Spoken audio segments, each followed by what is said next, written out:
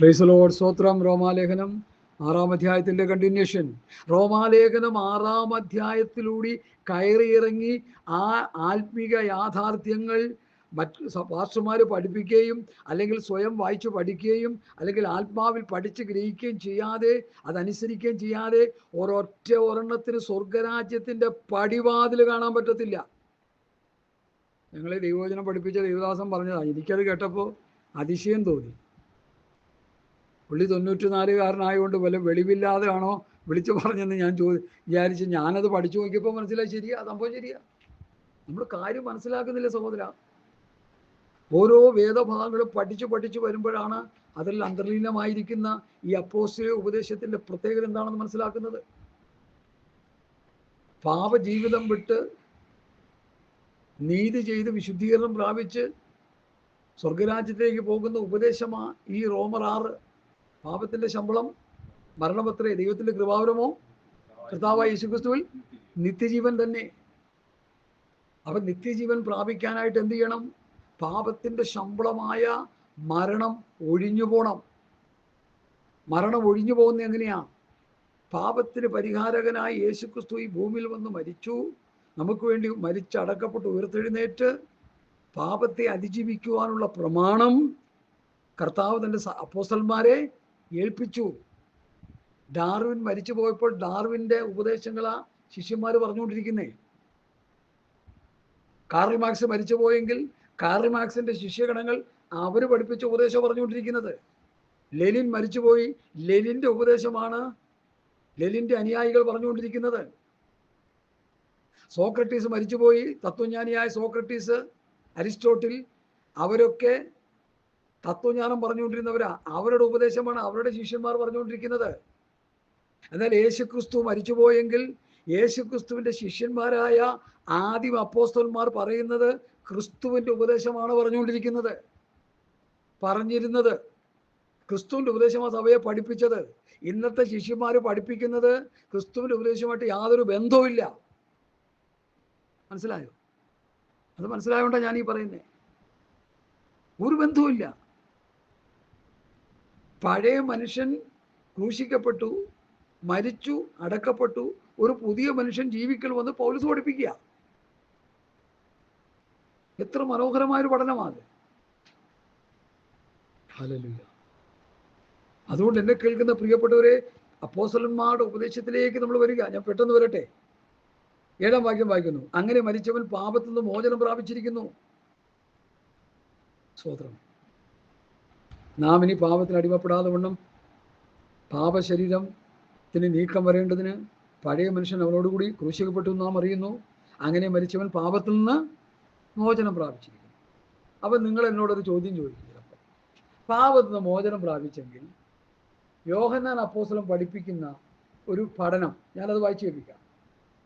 1 യോഹന്നാൻ 1:8-9 വാക്യങ്ങൾ.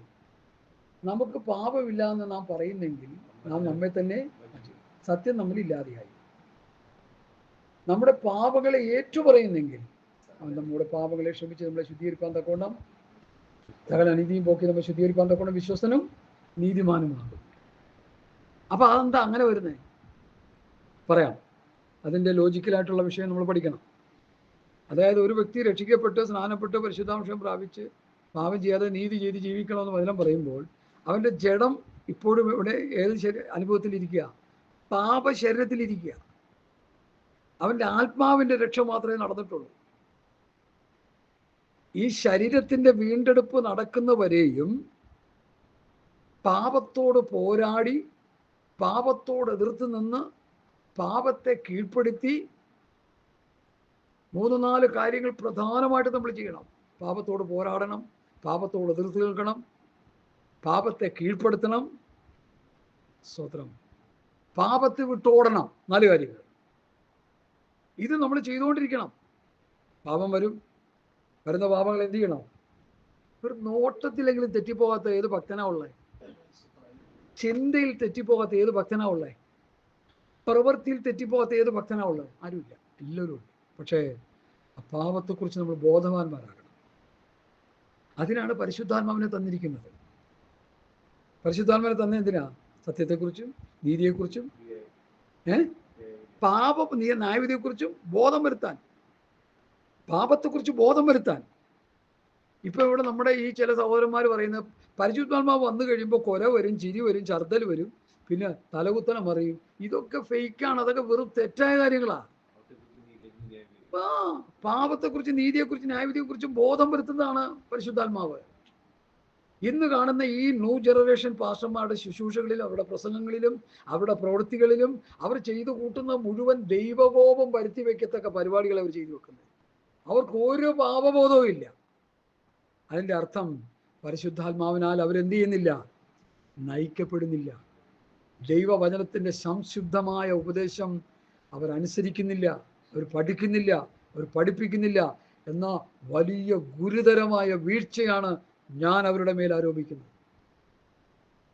അതുകൊണ്ട് എന്നെ കേൾക്കുന്ന പ്രിയപ്പെട്ടവരെ, പാപത്തോടുള്ള നമ്മുടെ സമീപനം അതേത് നിലയിലാണെന്നുള്ളത് നമ്മൾ പ്രത്യേകം ശ്രദ്ധിക്കണം. പാപത്തെ വിട്ടോടണം, പാപത്തോട് പോരാടണം, പിന്നെ പാപത്തോട് എതിർത്ത് നിൽക്കണം, പാപത്തെ കീഴ്പ്പെടുത്തണം. യഹോവയായ ദൈവം കായീനോട് പറയുക, പാപം നിന്റെ വാതിക്കൽ കിടക്കുന്നു, നീയോ അതിനെ വായിക്കാറില്ലേ? നീയോ അതിനെ കീഴ്പ്പെടുത്തണം. ഇപ്പൊ ഒരു സഹോദരൻ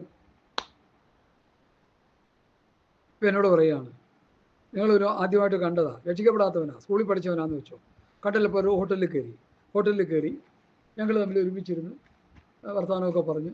പുള്ളി പറഞ്ഞു, സാമ്പനെ ഒത്തിരി എല്ലാം കണ്ടാണല്ലോ, ഒത്തിരി പേരുണ്ട് എനിക്ക് എറണാകുളത്തൊക്കെ, ഞാനിവിടെ ഒന്നും പോകാറില്ല, കാരണം പോയാലൊന്നും ശരിയാകത്തില്ല. ഇവന്മാരെല്ലാം ജഡിയന്മാരാ, നല്ലൊരു ശതമാനം. കണ്ടു കഴിയുമ്പോൾ സന്തോഷമൊക്കെ, പഴയ കാലങ്ങൾ സ്കൂളിൽ പഠിച്ച കാര്യങ്ങളൊക്കെ പറഞ്ഞിട്ട് നമുക്ക് ഫുഡ് കഴിക്കാൻ പോലെ അവിടെ ചെന്നിരുന്ന് ഫുഡെല്ലാം കഴിച്ചുകൊണ്ടിരിക്കുക. ഒരു പൈൻറ്റ് മേടിച്ച് നമുക്ക് രണ്ടുപേരും കൂടി ഒന്ന് അടിച്ച് ഒന്ന് സന്തോഷിക്കാം. അപ്പം ഞാൻ എന്ത് ചെയ്യണം?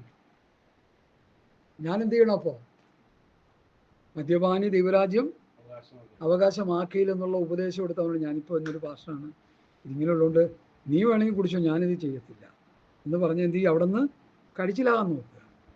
അവൻ നിർബന്ധിച്ചു കഴിഞ്ഞാൽ നിർബന്ധിക്കേണ്ട, ഞാൻ കുടിക്കത്തില്ലെന്ന് തന്നെ പറയുക.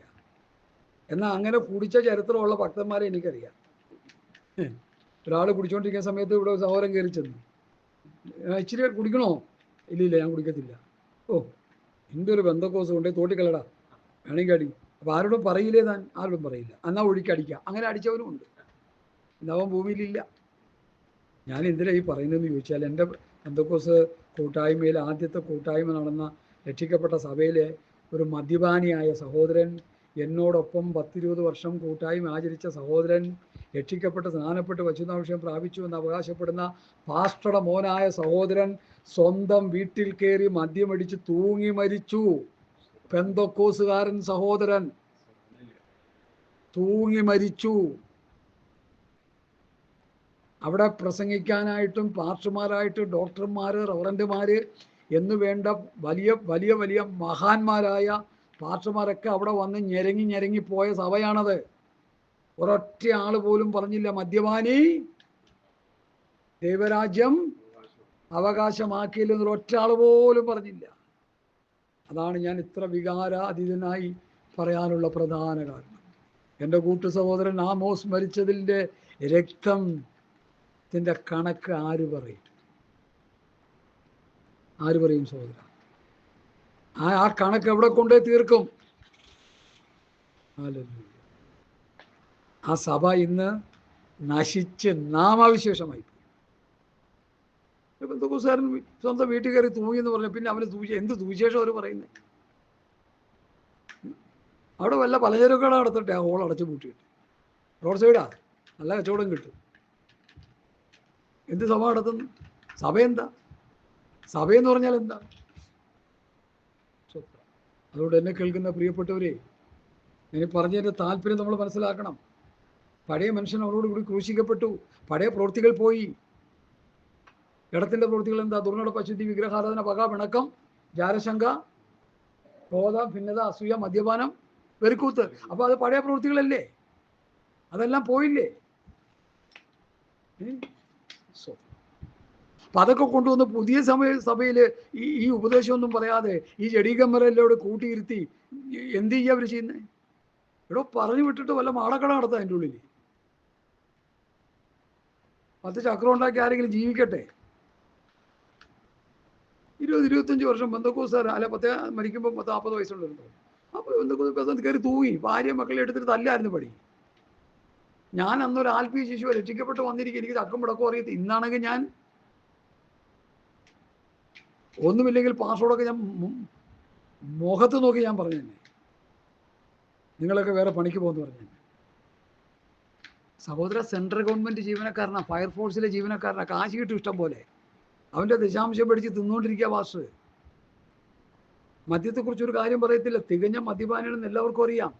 മുഖത്ത് നോക്കി പറയാൻ ധൈര്യമില്ല. ഇന്നത്തെ പാസ്റ്റർമാർക്ക് വേണ്ടത് വിദേശ സഭയിൽ ജോലിയുള്ളവരും സെൻട്രൽ ഗവൺമെൻറ് ജീവനക്കാരുമാരനാണ്. കേരള സംസ്ഥാന ജീവനക്കാരനും വേണം, ഓട്ടോറിക്ഷക്കാരനെയും പിന്നെ പെയിൻ്റ് അടിക്കാൻ പോകുന്നവനെയും മീൻ പിടിക്കാൻ പോകുന്നവനെയും ആർക്കും വേണ്ട. എന്താ കാര്യം? അവരിലൊന്നും കിട്ടിപ്പോരില്ല.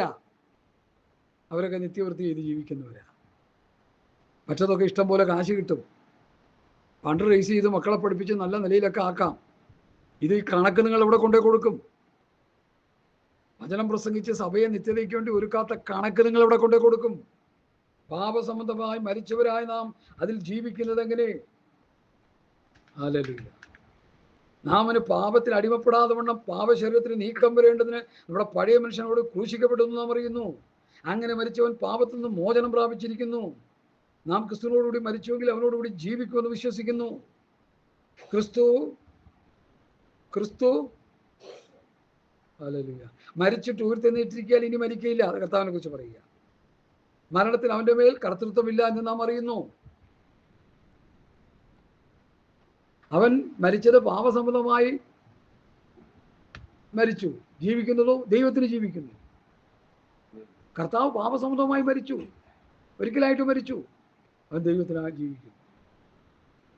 അവണ്ണം നിങ്ങളും 11 വാക്യം ഒന്ന് വായിച്ച വർഷമേ, പരുന്ന് പെട്ടെന്ന് നിർത്താം. അവിടെ നിങ്ങളും പാപസംബന്ധമായി മരിച്ചവരെന്നും ക്രിസ്തുയേശുവിൽ ദൈവത്തിന് ജീവിക്കുന്നവരെന്നും നിങ്ങൾ തന്നെ എണ്ണണം. പാപസംബന്ധമായി മരിച്ചവരാണെന്ന് നമ്മൾ ഓരോ ദിവസം എണ്ണണം. ഓരോ പാപം ചെയ്യാനായിട്ട് തുനിയുമ്പോഴും ഓരോ പാപത്തിൽ എടുത്തു ചാടുമ്പോഴും, കൂട്ടുകാരൻ മദ്യം വെച്ചിട്ട് എടുത്തു കുടിച്ചോളാന്ന് പറയുമ്പോൾ ചിന്തിച്ചോളാം, ഞാൻ പാപസംബന്ധമായി മരിച്ചവനാണ്, മദ്യപാനി ദൈവരാജ്യം അവകാശമാക്കിയില്ല, എനിക്കത് പാടില്ല എന്ന് പറഞ്ഞ് ഞാനവിടെ നിന്ന് എഴുന്നേറ്റ് പോകണം. അല്ലെങ്കിൽ എൻ്റെ മുൻപിലിരിക്കുന്ന സ്നേഹിതന് താക്കീത് കൊടുക്കണം. ഇല്ല സഹോദരൻ, ഞാൻ കുടിക്കത്തില്ല, നീ എന്ത് പറഞ്ഞാലും ഞാൻ കുടിക്കത്തില്ല. അതിനുള്ള ആർജവം ഉണ്ടാവണം. അല്ലെങ്കിൽ ഇറങ്ങി പോകണം അവൻ്റെ കൂട്ടുകാരനെടുക്കുന്നത്. എന്നെ വിശ്വാസിയാണ്. ജഡീകന്മാർ ഹോട്ടലിൽ കയറി ചാപ്പാട് അടിക്കുമ്പോൾ അവിടെ കൂടി ഇരുന്ന് വെള്ളം അടിക്കുന്ന വിശ്വാസി. എനിക്കറിയാം ഇഷ്ടം പോലെ. ഗൾഫിൽ നിന്ന് വരുന്ന ഫ്ലൈറ്റിന് കുവൈറ്റിൻ്റെ ഒക്കെ എയർലൈൻസിൽ വരുമ്പോൾ അവർ മദ്യം കൊടുക്കും. രക്ഷിക്കപ്പെട്ടവനൊക്കെ സാമ്പിൾ ബോട്ടിൽ കൈകൊണ്ട് ഇങ്ങനെ ചുരുട്ടി കാണിക്കും, ഇങ്ങനെ തള്ളവരൽ ചൂണ്ടവരൽ കാണിക്കും. I need sample bottle. Air hostess കൊണ്ടുവന്ന് കൊടുക്കും. കുടിച്ചിട്ട് തലയിൽ തുണി ഇട്ടിങ്ങനെ ഇരിക്കും. എത്ര എണ്ണത്തിന് എനിക്കറിയാം. അതുകൊണ്ട് എന്നെ കഴിക്കുന്ന പ്രിയപ്പെട്ട ഈ 11 വാക്യം നമ്മൾ എപ്പോഴും ഓർത്തോണം. എന്താണ് ഈ 11 വാക്യം?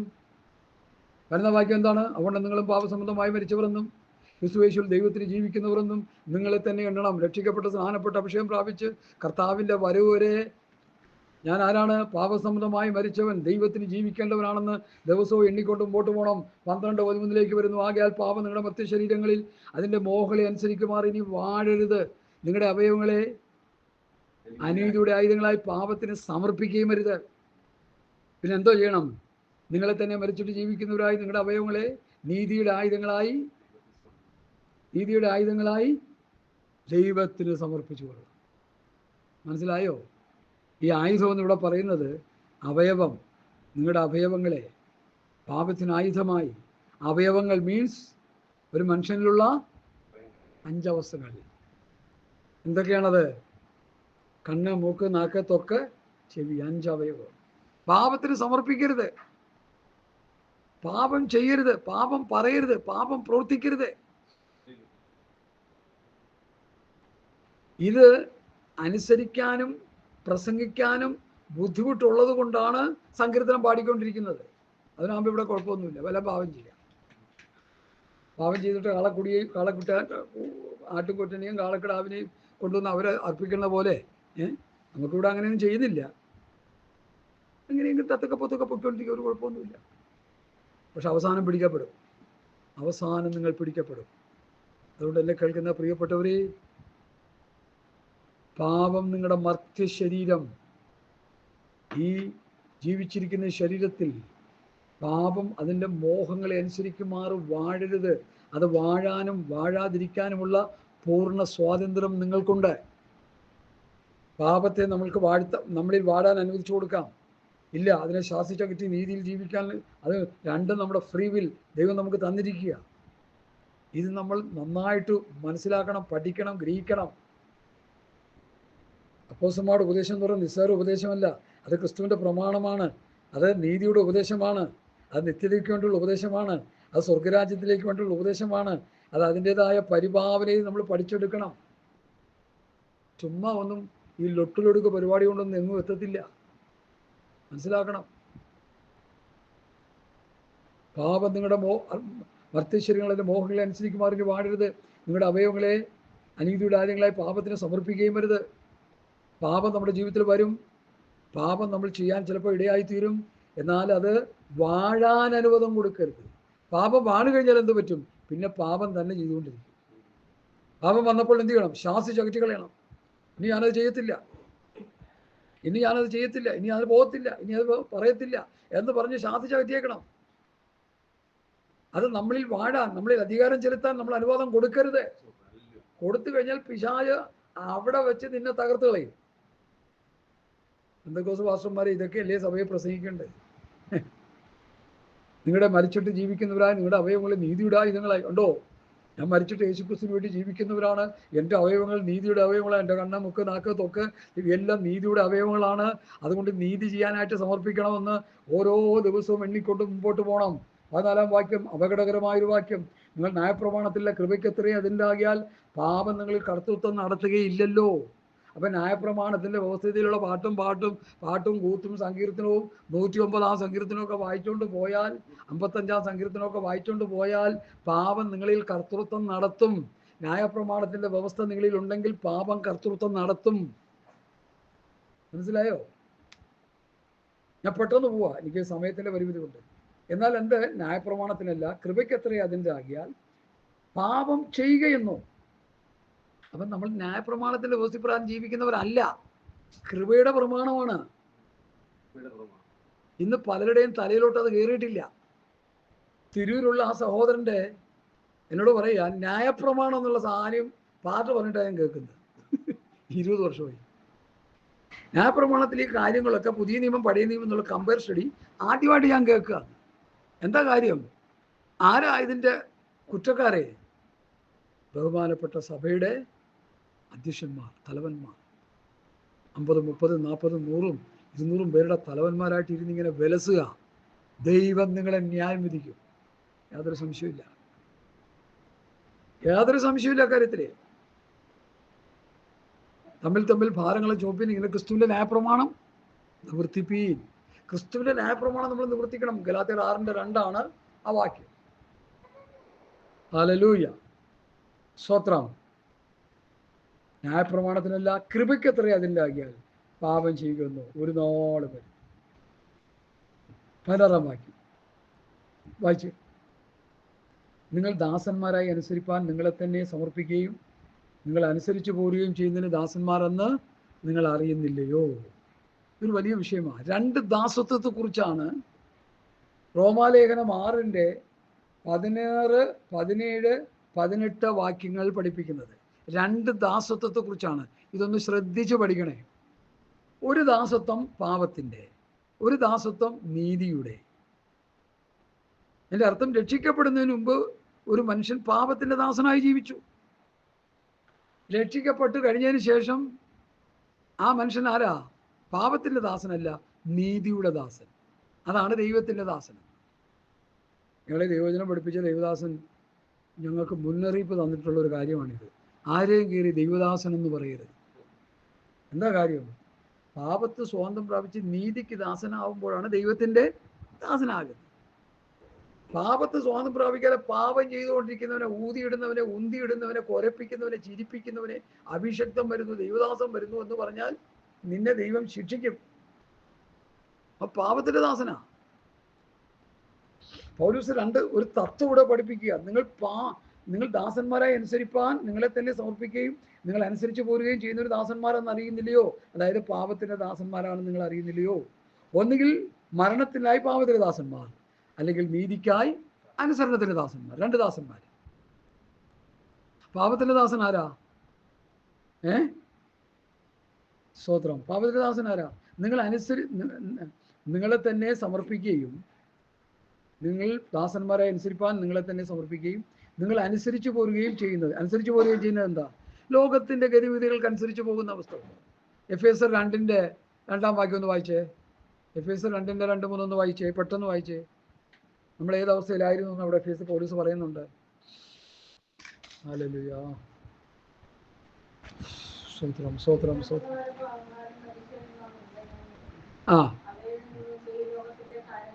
ഈ ലോകത്തിന്റെ കാലഗതിയെയും ആകാശത്തിന്റെ അധികാരത്തിനും അനുസരണക്കേടിന്റെ മക്കളിൽ ഇപ്പോൾ വ്യാപരിക്കുന്ന ആത്മാവിന്, സാത്താന്റെ ആത്മാവിനും അധിപതിയായവനെയും അനുസരിച്ചിട്ടുണ്ട്. അപ്പൊ സാത്താന്റെ ദാസനായിരുന്നു. ഈ 16-ാം വാക്യം പറയുന്നത് നിങ്ങൾ ദാസന്മാരെ അനുസരിപ്പാൻ നിങ്ങളെ തന്നെ സമർപ്പിക്കുകയും നിങ്ങൾ അനുസരിച്ച് പോരുകയും ചെയ്യുന്നതിന് ദാസന്മാരാകുന്നു എന്ന് അറിയുന്നില്ലയോ? പാപത്തിന്റെ ദാസന്മാർ അറിയുന്നില്ലയോ? ഒന്നുകിലായി മരണത്തിനായി പാപത്തിന്റെ ദാസന്മാർ, അല്ലെങ്കിൽ നീതിക്കായി അനുസരണ ദാസന്മാർ. ദൈവവചനം അനുസരിച്ച് ജീവിക്കുന്ന അനുസരണത്തിന്റെ ദാസന്മാർ, അല്ലെങ്കിൽ ലോകത്തിന്റെ ഗതിവിധികൾക്കനുസരിച്ച് പിശാചിന്റെ ഇഷ്ടം ചെയ്തുകൊണ്ടിരിക്കുന്ന പാപത്തിന്റെ ദാസന്മാർ. ഈ രണ്ട് ദാസത്വത്തിന്റെ കീഴിലല്ലാതെ ലോകത്തിൽ വേറൊരു ദാസത്വത്തിന്റെ കീഴിൽ ഒരു മനുഷ്യനും ജീവിച്ചിരിപ്പില്ല. ട്രംപ് ആകട്ടെ, ബെഞ്ചമിൻ ആകട്ടെ, മോദി ആകട്ടെ, സാംബോൾ ആകട്ടെ, പിന്നെ ഫ്രാൻസിസ് ആകട്ടെ, ഏത് സഹോദരനും ഈ രണ്ട് ദാസത്വത്തിൽ ഏതെങ്കിലും ഒന്നിലാണ്. നമ്മൾ ഏത് ദാസനാണെന്ന് നമ്മൾ തീരുമാനിക്കണം. ഞാൻ പാപത്തിന്റെ അതാ ഇനി അടുത്ത് പറയുന്നത് വായിച്ചാട്ടെ. നിങ്ങൾ പാപത്തിന്റെ ദാസന്മാരായിരുന്നുവെങ്കിലും, പിന്നീട് വാക്യം, നിങ്ങൾ പാപത്തിന്റെ ദാസന്മാരായിരുന്നു എങ്കിലും പഠിപ്പിച്ച ഉപദേശരൂപം ഹൃദയപൂർവ്വം അനുസരിച്ച് പാപത്തിന് സ്വാതന്ത്ര്യം പ്രാപിച്ച് നീതിക്ക് ദാസന്മാരായി തീർന്നിരിക്കുന്നതിനാൽ ദൈവത്തിന് സ്തോത്രം. യുവമക്കളെ, ഈ വചനം ഉള്ളിലോട്ടൊന്ന് കയറട്ടെ. നിങ്ങൾ പാപത്തിലെ, റോമയിലെ വിശ്വാസികളെ, നിങ്ങൾ പാപത്തിന്റെ ദാസന്മാരായിരുന്നു. നിങ്ങളെ ഉപദേശം പഠിപ്പിച്ചു. ആര് പഠിപ്പിച്ചു? പൗലോസ്, പത്രോസ്, യോഹന്നാൻ, യാക്കോബ്, യൂദാ, അവരൊക്കെ പഠിപ്പിച്ചു. പൗലോസാണ് കൂടുതൽ പഠിപ്പിച്ചേ. നിങ്ങളെ പഠിപ്പിച്ച ഉപദേശരൂപം, ക്രിസ്തുവിന്റെ ഉപദേശരൂപം, ദ ഫോം ഓഫ് ഡോക്ട്രിൻ, പഠിപ്പിച്ച ഉപദേശരൂപം ഹൃദയപൂർവ്വം അനുസരിച്ചു. തല്ലിപ്പഠിപ്പിക്കുകയല്ല. മാങ്ങ പഴുക്കാനായിട്ട് തല്ലിപ്പറിച്ചു കൊണ്ടുവന്ന് വെച്ചാലുണ്ടല്ലോ, പഴുക്കുമ്പോൾ ഒരു വശം മുഴുവൻ ചീഞ്ഞു പോകും. തല്ലിപ്പഠിപ്പിച്ചാൽ വിളഞ്ഞ് നിലത്ത് വീണ് തല്ലാതെ. ഇപ്പം നിലത്ത് വീഴുമ്പോൾ എന്ത് ചെയ്യണം? അതിനാ കൊട്ട കൊണ്ട് പറിക്കുന്നത്. നിലത്തോട്ട് വീണ് കഴിഞ്ഞാൽ ആ ഭാഗം തല്ലും. അതുകൊണ്ടൊന്ന് പഴിപ്പിച്ചാൽ ആ ഒരു ഭാഗം മുഴുവൻ എന്ത് ചെയ്യും? കേടായിപ്പോ. അതുപോലെ ഈ തല്ലിപ്പഴിപ്പിക്കരുത്. വിശ്വാസികളെ രക്ഷിക്കപ്പെടറ, സ്നാനപ്പെടറ, അനുസരിക്കട. നോ, വചനം കേട്ട് അനുസരിച്ച് വരുന്നെങ്കിൽ അവനെ സ്നാനപ്പെടുത്തുക, അല്ലെങ്കിൽ വിട്ടേക്കുക. ഇനിയിപ്പോൾ അതല്ല ചെയ്യണത്. അവ അനുസരിക്കുന്നൊന്നോ അനുസരിക്കില്ലെന്നൊന്നും ഒന്നും വിഷയമല്ല. അവൻ്റെ കടം മാറ്റി, അവൻ്റെ കഷ്ടത മാറ്റി, അവൻ്റെ ബുദ്ധിമുട്ട് മാറ്റി, അവൻ്റെ ഞെരുക്കം മാറ്റി, അവൻ്റെ കുടുംബത്തിൽ ചില നന്മകൾ ഉണ്ടാകണം. അതാണ് ഇന്ന് പല ശുശ്രൂഷന്മാരുടെയും ലക്ഷ്യം. അത് അപകടമാണ്. പാരുത്. ഇടയ്ക്കൊരു പാസ്റ്റർ ഇലക്ഷനെ കുറിച്ചൊരു കുറിപ്പിട്ടു. എനിക്ക് വലിയ ഇഷ്ടമായത്. നമ്മുടെ വിശ്വാസികൾ ആരും ഇലക്ഷന് പോകരുത്. ഇലക്ഷൻ വർക്കിന് നമ്മൾ പോകരുത്. ആരെങ്കിലും ഭരിക്കട്ടെ, വോട്ട് നിങ്ങളുടെ മനസാക്ഷിക്ക് അനുസരിച്ച് ചെയ്തു കൊള്ളുക. അതിൻ്റെ പുറകെ പോകരുത്. ഇന്ന് ഇലക്ഷന് പോകുന്ന വിശ്വാസികൾ, ഇലക്ഷൻ വർക്കിൽ പങ്കെടുക്കുന്ന വിശ്വാസികൾ, ചെത്തി ചേർത്തലയിൽ എനിക്കറിയാം, ഇലക്ഷൻ്റെ ഒരു കാൻഡിഡേറ്റ് വരുമ്പോൾ ദൈവം വരുന്നതിനേക്കാളും വലിയ ഭയമായിട്ടാണ് എഴുന്നേറ്റിരിക്കുന്നത് അവരുടെ മുമ്പിൽ. ഞാൻ കണ്ടിട്ടുണ്ട്, എന്നെ കണ്ണുകൊണ്ട് കണ്ടിട്ടുണ്ട്. സ്ഥാനാർത്ഥികൾ വരുമ്പോൾ അവരെ ആരെ പോലെയോ കാണുന്നു. ഞാനൊന്നും ഇവരെ കാശിന് വില കൊടുക്കുന്നവരില്ല. ജഡീകന്മാരല്ലേ, ലോക മനുഷ്യരല്ലേ, സാത്താൻ്റെ ആത്മാവിനാൽ ഭരിക്കപ്പെടുന്നവരല്ലേ, അവരെന്തിനാണ് നമ്മൾ ആ നിലയിൽ കാണുന്നത്? അങ്ങനെയാണെന്നൊന്നും അവരോട് പറയണ്ട. നമുക്കറിയാം സർവ്വലോകം ദുഷ്ടന്റെ നിലയിൽ കിടക്കുക. പിശാചിന്റെ ആധിപത്യത്തിൽ കിടക്കുന്ന മനുഷ്യനാണ് ഈ ലോകത്ത് കിടക്കുന്ന മുഴുവൻ. തങ്ങളുടെ നിരൂപണങ്ങളിൽ വ്യർത്ഥരായി തീർന്നു. റോമർ 1:21 തങ്ങളുടെ നിരൂപണങ്ങളിൽ, സ്വന്തം മോഹങ്ങളിൽ, സ്വന്തം ആഗ്രഹപ്രകാരം. അതുകൊണ്ട് എന്നെ കേൾക്കുന്ന പ്രിയപ്പെട്ടവരെ, നിങ്ങൾ പാപത്തിന്റെ ദാസന്മാരായിരുന്നുവെങ്കിലും നിങ്ങളെ പഠിപ്പിച്ച ഉപദേശരൂപം ഹൃദയപൂർവ്വം അനുസരിച്ച് പാപത്തിന് സ്വാതന്ത്ര്യം പ്രാപിച്ച് നീതിക്ക് ദാസന്മാരായി. റോമാസഭയെ പൗലോസ് എന്ത് ചെയ്തു? ഉപദേശം പഠിപ്പിച്ചു. റോമാസഭ എന്ത് ചെയ്തു? അത് പഠിച്ചു. അതിനെ 16-ാം വാക്യം ഒന്ന് വായിച്ചേ. 16-ാം വാക്യത്തിന്റെ 17-ാം വാക്യം. സഹോദരന്മാരെ, നിങ്ങൾ പഠിച്ച ഉപദേശത്തിന് വിപരീതമായ ദോഷങ്ങളെയും ഇടർച്ചകളെയും ഉണ്ടാക്കുന്നവരെ സൂക്ഷിച്ചു കൊള്ളണമെന്ന് ഞാൻ നിങ്ങളെ പ്രബോധിപ്പിക്കുന്നു. അപ്പൊ റോമാസഭയെ ഉപദേശം പഠിപ്പിച്ചു, റോമാസഭ പഠിപ്പിച്ചു. കൊരിന്ത് സഭയെ ഉപദേശം പഠിപ്പിച്ചു, കൊരിന്ത് സഭ ഉപദേശം പഠിച്ചു. ഗലാത്യ സഭയെ ഉപദേശം പഠിപ്പിച്ചു, ഗലാത്യ സഭ ഉപദേശം പഠിച്ചു. എഫേസ്യ സഭയെ ഉപദേശം പഠിപ്പിച്ചു, എഫേസ്യ സഭ ഉപദേശം പഠിച്ചു. ഫിലിപ്പിയ സഭയെ ഉപദേശം പഠിപ്പിച്ചു, ഫിലിപ്പിയ സഭ ഉപദേശം പഠിച്ചു. കൊലോസ്യ സഭയെ ഉപദേശം പഠിപ്പിച്ചു, കൊലോസ്യ സഭ ഉപദേശം പഠിച്ചു. തെസ്സലോനിക്ക സഭയെ ഉപദേശം പഠിപ്പിച്ചു, തെസ്സലോനിക്ക സഭ ഉപദേശം പഠിച്ചു. ഇന്നത്തെ സഭയെ ഉപദേശം പഠിപ്പിക്കുന്നില്ല, സഭ ഉപദേശം പഠിക്കുന്നില്ല. ഊതിയിട്ടും ഉന്തിയിട്ടും കൊലപ്പിച്ചും ചിരിപ്പിച്ചും ഛർദിപ്പിച്ചും, എല്ലാവരും അല്ല, നല്ലൊരു ശതമാനം ഈ ആളെ കൂട്ടി ഈ സർക്കസ് നടത്തുന്നവരെല്ലാം ചെയ്യുന്നതാ. കാശുണ്ടാക്കാനുള്ള മാധ്യമം. പാസ്റ്റർമാർക്ക് കാശുണ്ടാക്കാൻ ഏറ്റവും നല്ല മാർഗം ഭക്തിയുടെ മാർഗമാണ്. ഭക്തിയുടെ വേഷം ധരിച്ച് അതിൻ്റെ ശക്തിയെ ത്യജിക്കുന്നവർ, ഭക്തിയുടെ വേഷം ധരിച്ച് എൻ്റെ ശക്തിയെ ത്യജിക്കുന്നവർ എഴുന്നേറ്റുകൊണ്ടിരിക്കുന്നു. എന്നെ കേൾക്കുന്ന പ്രിയപ്പെട്ടവരെ, ഭക്തിയുടെ വേഷം ധരിച്ച് അതിൻ്റെ ശക്തിയെ ത്യജിക്കുന്ന ഒരു വലിയ സംഘമായി ഇന്നത്തെ ക്രൈസ്തവഗോളം പെന്തക്കോ സമൂഹം മാറിക്കഴിഞ്ഞു. അവരുടെ ഇടയിൽ നിന്ന് ഒരു മാറി ചിന്തിക്കാനായിട്ട് ഇന്ന് പൽക്കാലം ഒരു എളിയ ദൈവത്തിൻ്റെ ദാസൻ നിങ്ങൾക്ക് ബുദ്ധി ഉപദേശം തരിക. ഹല്ലേലൂയ, സ്തോത്രം, സ്തോത്രം. നിങ്ങൾ പാപത്തിന്റെ ദാസന്മാരായിരുന്നുവെങ്കിലും നിങ്ങളെ പഠിപ്പിച്ച ഉപദേശരൂപം ഹൃദയപൂർവ്വം അനുസരിച്ചു. ഈ ഹൃദയപൂർവ്വം അനുസരിച്ചെന്നുള്ളതിന് എഫേസ്യ ലേഖനത്തിൽ ഒരു പദപ്രയോഗമുണ്ട്. അത് നിങ്ങളെ ഒന്ന് ഗ്രഹിപ്പിക്കാനായിട്ട് ഞാൻ നിങ്ങളെ ശ്രമിക്കുക. ഹൃദയപൂർവ്വം അനുസരിച്ചു. ഹല്ലേലൂയ, സ്തോത്രം, സ്തോത്രം. Hallelujah, hallelujah. എഫേസ്യ ലേഖനം 6:5 മുതൽ വായിച്ചാട്ടെ. എഫേസ്യർ 6:5 മുതൽ.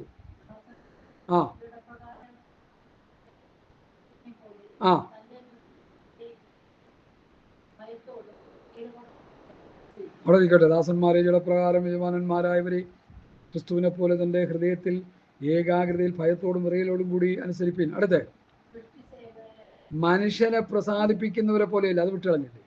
മനുഷ്യനെ പ്രസാദിപ്പിക്കുന്നവരെ പോലെ ദൃഷ്ടിസേവയാലല്ല, ക്രിസ്തുവിൻ്റെ ദാസന്മാരെ പോലെ ദൈവ ഇഷ്ടം മനസ്സോടെ ചെയ്തു. മനുഷ്യരെയല്ല, കർത്താവിനെ പ്രീതിയോടെ സേവിച്ചുകൊണ്ട് അനുസരിപ്പിൻ. അപ്പൊ ദൈവ ഇഷ്ടം മനസ്സോടെ ചെയ്യണം. ഇവിടെ പൗലോസ് എന്താ പറയുന്നേ? നിങ്ങളെ പഠിപ്പിച്ച ഉപദേശരൂപം ഹൃദയപൂർവ്വം അനുസരിക്കണം, മനസ്സോടെ അനുസരിക്കണം. എൻ്റെ ആത്മാവിൻ്റെ രക്ഷയ്ക്ക് വേണ്ടിയുള്ള ഉപദേശമാണെന്ന് മനസ്സിലാക്കി ഈ ഉപദേശം മനസ്സോടെ അനുസരിക്കണം, സ്വമനസാൽ അനുസരിക്കണം. തത്തമ്മ പൂച്ച പൂച്ച എന്ന് പറയിച്ച് ജയിക്കുകയല്ല ചെയ്യുന്നത്.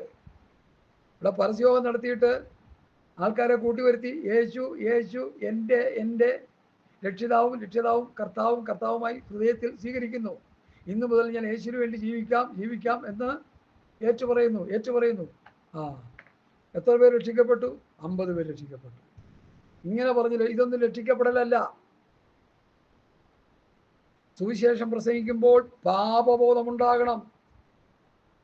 രോഗശാന്തി കൊടുത്തും ഭൂതശാന്തി കൊടുത്തും അത്ഭുതം കാണിച്ചും അടയാളം കാണിച്ചും ജനത്തെ കൂട്ടിവരുത്തുന്നത് പൈശാചികമാണ്, അത് ആത്മീകമല്ല. ക്യാപ്റ്റൻ ശമുവേൽ പാസ്റ്റർ അത് ശക്തിയോടെ പറയും. എനിക്കത് പറയാൻ നിയോഗമുണ്ട്. ഒരു വ്യക്തിക്ക് അവൻ്റെ മനസ്സാക്ഷിയെ കുത്തുന്ന നിലയിൽ ദൈവത്തിൻ്റെ വചനം, പാപബോധം ഉളവാക്കുന്ന വചനം നമ്മൾ പ്രസംഗിക്കണം. അവനൊരു പാപിയാണെന്ന് സമ്മതിക്കണം. എനിക്കൊരു പാപമോചനം വേണമെന്നവൻ സമ്മതിക്കണം. എൻ്റെ പാപത്തിന് വേണ്ടി യേശു മരിച്ചു എന്നവന് ഹൃദയം കൊണ്ട് വിശ്വസിക്കണം. നീതിക്കായി ഏറ്റുപറയണം. അവന് പാപബോധമുണ്ടാകണം. അവൻ കരയണം. അവൻ നിലവിളിക്കണം. ഇന്ന് ഇതുവല്ലോ ഉണ്ടോ? സുവിശേഷ പ്രസംഗം നടത്തി 5 ദിവസത്തെ സുവിശേഷ പ്രസംഗം, 5000 പേര് രക്ഷിക്കപ്പെട്ട് 5 പോലും അതിൽ ഗുണപ്പെട്ട കാണത്തില്ല. ചുമ്മാ പറയല്ലെന്നേ. കാശിന് ദാനപ്പെടുത്തുന്ന ഉപദേശിമാരും കാശിന് സുവിശേഷം പ്രസംഗിക്കുന്ന സുവിശേഷന്മാരും ഉള്ളിടത്ത് നമ്മൾ എവിടെ രക്ഷപ്പെടാനാ? രക്ഷപ്പെടാൻ സാധ്യതയില്ല. സുവിശേഷം പ്രസംഗിക്കുന്നെങ്കിൽ കാശ്. അറിയാമല്ലോ, നമ്മൾ കണ്ട് ഒരു മീറ്റിങ്ങിന് വരണമെങ്കിൽ കാശ്. ചില സഹോദരന്മാർക്കുണ്ടത്. മീറ്റിങ്ങിന് വരണമെങ്കിൽ മീറ്റിംഗ് വന്ന് ചാപ്പാട് പഠിച്ചിട്ട് പോകാൻ നേരത്തെ അവർക്ക് കാശ് കൊടുക്കണം. നീ പിന്നെ എന്തിനു കിടക്കുക? എനിക്ക് സങ്കടം വരികയായി കാര്യം ഇവരെയൊക്കെ ഓർക്കുമ്പോൾ.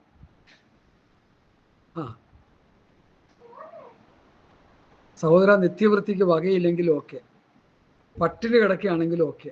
ഞാനിപ്പോൾ ഒരു സഹോദരനെടുക്ക പോയി, ഓക്കെ, അത് കൊടുക്കേണ്ട ആവശ്യമുണ്ടോ? അവിടെ എന്തെങ്കിലും കൊടുത്തേ പറ്റുമോ? എന്നാൽ അതുപോലെ കിടക്കുക. അവിടെ ബന്ധക്കാരും ബന്ധക്കാരും ഒക്കെ വിട്ട് അവയും വിട്ടെല്ലാം കിടക്കുക. ദൈവം അത്ഭുതമായിട്ട് മനുഷ്യൻ നടത്തുന്നു. ഇതൊരു ഒരു മാസം 10-50,000 രൂപ ഉണ്ടെങ്കിലും പിന്നെ എന്ത് ചെയ്യുക? വല്ലവരും കാശ്. ദ്രവ്യാഗ്രഹം സകലവിധ ദോഷത്തിന് മൂലമല്ലോ. ഇത് ചിലർ കാംക്ഷിച്ചിട്ട് വിശ്വാസം വിട്ടോടെന്ന് ബഹുദുഃഖം. ഈ ദ്രവ്യാഗ്രഹം ഉള്ളിൽ കടന്നാലുണ്ടല്ലോ, ബഹുദുഃഖങ്ങൾക്ക് അധീനരായി വിശ്വാസം വിട്ടൊടിഞ്ഞ് നരക കുഴി പോയി വീഴും. അതുകൊണ്ട് എനിക്ക് പറയാനുള്ളത്, മാനസാന്തരപ്പെടുക, അല്ല വേറെ ഒരു വഴിയില്ലല്ലേ. പിണങ്ങാനല്ല ഞാൻ പറയുന്നത്. ഞാൻ വചനം പറയുമ്പോൾ പലരും പിണങ്ങും. പിണങ്ങുന്ന എന്തിനാ? അവർക്ക് മാനസാന്തരപ്പെടാൻ മനസ്സില്ലാഞ്ഞിട്ടാ. മാനസാന്തരപ്പെടണം. എപ്പോഴും കാര്യം പറയുമ്പോൾ എനിക്കറിയാം ഒരു സഹോദരൻ, എനിക്ക് കോടികളുണ്ടെന്ന് പറയുന്ന ഒരു സഹോദരനുണ്ട്. കോടികൾ, എനിക്ക് നിന്നെക്കാൾ കോടികളുണ്ട്. ഈ കോടികളും കൊണ്ട് ഇയാൾ നരകത്തെ പോകത്തുള്ളൂ. നശിച്ച് നാമാവിശേഷമായി പോകും. ഒന്നുമില്ല കർത്താവേ എന്ന് പറഞ്ഞ്, എനിക്ക് പണമില്ല, എൻ്റെ പണം അത് അനീതിയുള്ള മാമോനാണ്, ദൈവം എന്നെ ഏൽപ്പിച്ചിരിക്കുന്നതാണ്, അത് ദൈവഹിതപ്രകാരം വിനിയോഗിക്കാനുള്ളതാണെന്ന് എന്ന് ബോധ്യം വരുന്നോ അന്ന് മാത്രമേ ആ വ്യക്തി മാനസാന്തരപ്പെടുന്നുള്ളൂ. ധനം നിമിത്തം ഹൃദയം ഗർവിച്ചു, സൗന്ദര്യ നിമിത്തം ഹൃദയം ഗർവിച്ചു, അറിവ് നിമിത്തം ഹൃദയം ഗർവിച്ചു. 3നും വാക്യമുണ്ട് കേട്ടോ. അതുകൊണ്ട് ആ ഗർവൊന്നും നമ്മുടെ ജീവിതത്തിൽ നമുക്കുണ്ടാകാൻ പാടില്ല. നിങ്ങളെ പഠിപ്പിച്ച ഉപദേശരൂപം ഹൃദയപൂർവ്വം അനുസരിച്ച് പാപത്തിന് സ്വാതന്ത്ര്യം പ്രാപിച്ച് നീതിക്ക് ദാസന്മാരായി ഹൃദയപൂർവ്വം അനുസരിക്കണം. ദൈവവചനം കേൾക്കുമ്പോൾ ഒരു വ്യക്തി ഹൃദയപൂർവ്വം അനുസരിക്കണം. ഹൃദയപൂർവ്വം അനുസരിക്കുന്നത് എങ്ങനെയാണ്? ഇതെൻ്റെ ആത്മരക്ഷയ്ക്ക് വേണ്ടിയുള്ളതാണെന്ന് മനസ്സിലാക്കി ഞാൻ സ്വയം ആ വചനം ഹൃദയത്തിൽ വിശ്വസിച്ച് ഏറ്റെടുക്കണം. പറഞ്ഞു പറയിക്കാകരുത്. തത്തമ്മ പൂച്ച എന്ന് പറയിക്കുന്ന ഒരു ഇന്നത്തെ സുവിശേഷകന്മാർ നല്ലൊരു ശതമാനവും തത്തമ്മ പൂച്ച എന്ന് പറയിച്ച് ഞാൻ കർത്താവിനെ രക്ഷിതമായി സ്വീകരിക്കുന്നു അവരെ കൊണ്ട് പറഞ്ഞു പറയിക്കുക. അവിടെ ഹൃദയത്തിൽ നല്ല പറയണത്. എന്നിട്ട് അവർ വലിയ സുവിശേഷ പ്രവർത്തനം നടത്തിയെന്നും പറഞ്ഞ് വീമ്പിളക്ക് കടന്ന്. സൗരന്മാരെ, ഇതൊക്കെ വെറും അന്യതാ ഉപദേശവും പണ്ടാണ്ടും പറഞ്ഞ പോലെ പഥ്യവചനമല്ല, പഥ്യോപദേശമല്ല. ഇതൊക്കെ വെറും കൾട്ടാണ്. സുവിശേഷമേ അല്ല ഇതൊക്കെ. പണ്ടൊക്കെ സുവിശേഷം പറഞ്ഞുകൊണ്ടിരുന്നവര് കഷ്ടപ്പാടും ബുദ്ധിമുട്ടുകളും ഞെരുക്കും അനുഭവിക്കുന്ന പാസ്റ്റർമാരായിരുന്നു. അവർ കണ്ണുനീരോടെ പ്രാർത്ഥിച്ചൊരു ദേശത്ത് പോയി സുവിശേഷം പറഞ്ഞാൽ, എനിക്കറിയാം പാസ്റ്റർ V.A. തോമസ് സുവിശേഷ സത്യങ്ങൾ തുറന്നു വയ്ക്കുമ്പോൾ അനേകര് കണ്ണുനീരോടെ മാനസാന്തരപ്പെട്ടു വരും. അതാണ് യഥാർത്ഥ ശുശ്രൂഷകൾ. ഞാനത് ദൃക്സാക്ഷിയാണ്. Pastor V.A. തോമസ് ഷാരോൺ ചർച്ചിൻ്റെ ഒരു വലിയ പാസ്റ്ററായിരുന്നു. വിദ്യാഭ്യാസം തൊട്ട് നീണ്ടിട്ടില്ല. അദ്ദേഹത്തിൻ്റെ ഒപ്പം നിർത്താൻ ഇന്നത്തെ വിദ്യാസമ്പന്നന്മാർക്ക് കഴിയില്ല.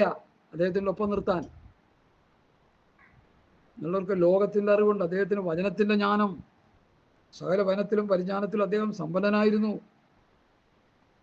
പരിശുദ്ധാത്മാവിൻ്റെ നിറവോടെയാണ് ദൈവവചനം സംസാരിച്ചത്. അതുകൊണ്ട് പാപത്തിലെ ദാസന്മാരായിരുന്നുവെങ്കിലും പഠിപ്പിച്ച ഉപദേശ രൂപം ഹൃദയപൂർവ്വം അനുസരിക്കുമ്പോൾ എന്ത് സംഭവിക്കും? പാപത്തിൽ നിന്ന് സ്വാതന്ത്ര്യം കിട്ടും. സ്വാതന്ത്ര്യം കിട്ടിയിട്ട് എന്ത് ചെയ്യും?